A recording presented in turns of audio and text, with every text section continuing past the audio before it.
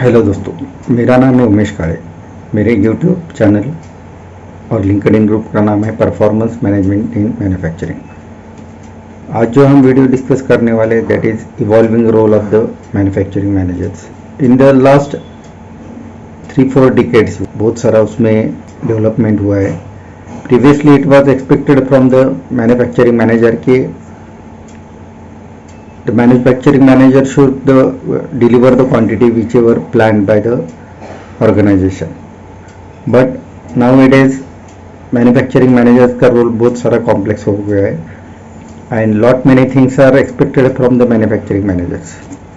So some of the expectation which are more important from the manufacturing managers are: first one is targeted production quantity, then customer requirement based on the takt time. The manufacturing manager should meet the customer requirement based on the takt time. Then manpower planning, machine efficiency, then quality improvement, productivity improvement. These are the main key areas which is expected from the manufacturing managers. So ये meet करने के लिए step by step approach क्या होना चाहिए, इस पर हम आज डिस्कस करेंगे कि what should be the ideal way of working on these objectives and to meet the objectives. So first and foremost thing to meet the objective is the manufacturing manager should have better process and machine operation knowledge. Adequate machine operation and process knowledge इसलिए important है कि उसकी वजह से आपको process parameters और product के inspection parameters इसके बारे में understanding होता है and what is the correlation between the process parameter and the inspection parameters. ये अगर आप establish कैसे करेंगे तो आपको problem solving, root cause analysis, then जो आप क्वालिटी प्रॉब्लम फेस करते हो प्रोडक्ट के मैन्युफैक्चरिंग में उस पर आप काम कर सकते हैं। Another important parameter is manufacturing manager should able to prepare the proper work instruction and visual displays on the shop floor. Machine work instruction एक वेरी इंपॉर्टेंट डॉक्यूमेंट है। इससे आप मशीन ऑपरेटर को प्रॉपर इंस्ट्रक्शन देते हो कि how to operate the machine and what safety care should take, what should be the step by step instruction to operate this machine. ये work instruction में following things उसमें incorporate होना चाहिए। Machine work instruction में machine startup instruction होना चाहिए कि what should be the sequence of the startup instruction, उसमें क्या क्या उसमें केयर लेना चाहिए। Then machine operation step by step instruction होना चाहिए उसका with visual presentation in the shop floor. Then machine closing instruction and then safety precautions to be taken while operating the machine.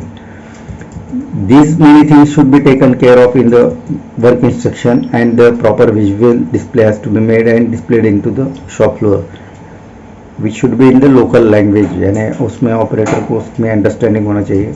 Then third thing जो manufacturing manager को focus करना चाहिए that is customer requirement, to meet the customer requirement. For that takt time एक important aspect है। based on takt time you should be able to plan the customer requirement. takt time का formula है available time divided by the customer requirement.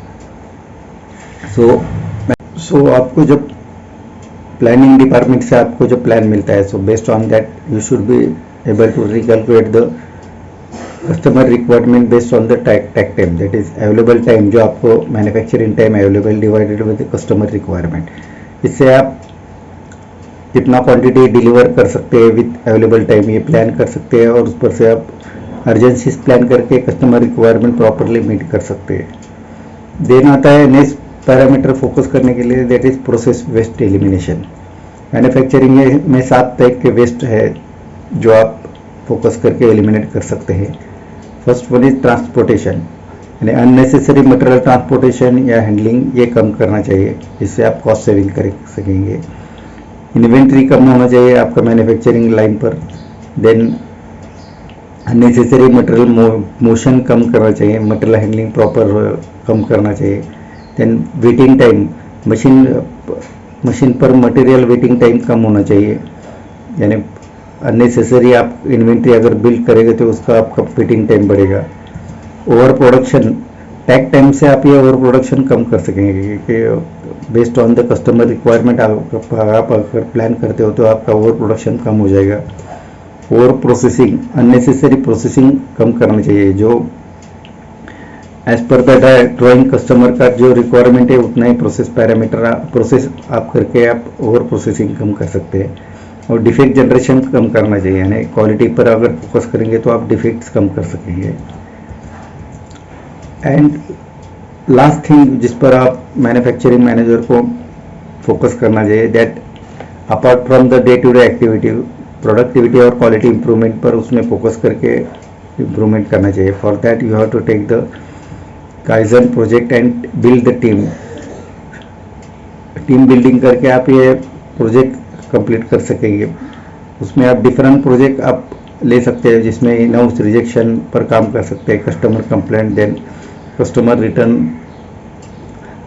Rejection at the customer end, cost of poor quality, machine utilization, production plan versus actual, and delivery performance. These are the areas on which you should be able to take the project and complete the project to improve the productivity and quality.